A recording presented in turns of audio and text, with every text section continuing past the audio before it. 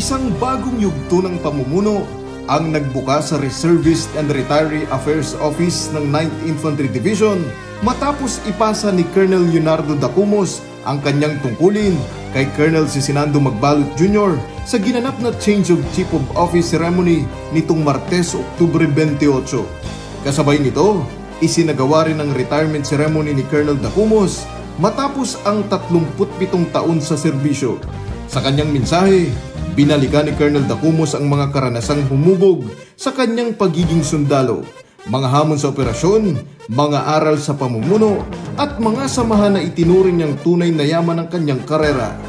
Ipinahayag din niya ang taos-pusong pasasalamat sa mga kasamahang naging bahagi ng kanyang paglalakbay sa serbisyo. When I was Deputy Brigade Commander by 2019. So basically more than 6 years andito ako.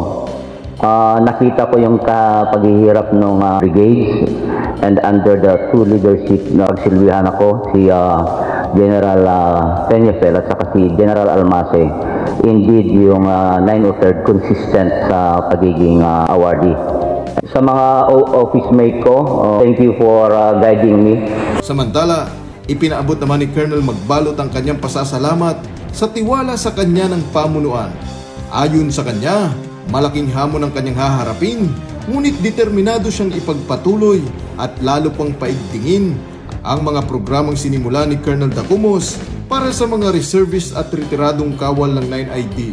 As the ADC for RRA, I will incorporate the lessons, experiences, and inspiration that all of you have given me as the administrator of CAFGU in Bicol Region. This new assignment is not merely a continuation of my career. It is a continuation of my shared mission. From remote CAA patrol bases to community development efforts. From maintaining security to supporting local peace initiatives. It has been proven that ordinary citizens can do extraordinary things when driven by love of country. Kinilala ng commander ng 9th Infantry Division ang 37 taong tapat na paglilingkod ni Colonel Dacumos sa bayan.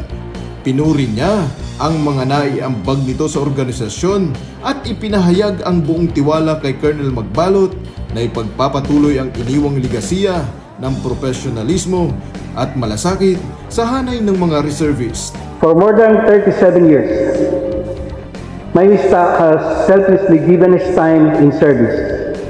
His journey is a testament to the true essence of leadership that is not about rank, but about influence, character, and compassion.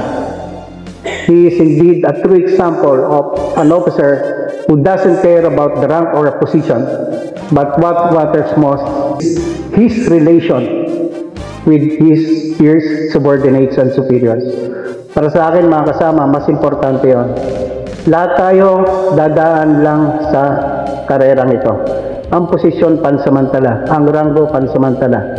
Pero yung ating relasyon sa ating mga naging kasamahan is habang buhay.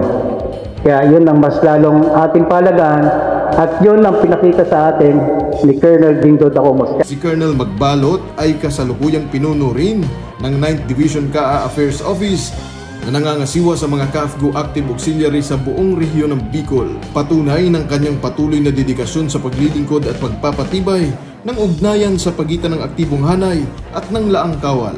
Kapayapaan para sa lahat. Jiro Banania, Spear News.